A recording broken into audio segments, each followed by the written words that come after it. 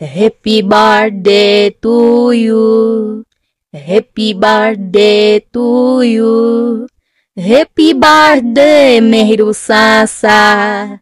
Happy birthday to you. Happy birthday to you. Happy birthday to you. Happy birthday, Mehru Sasa. Happy birthday to you.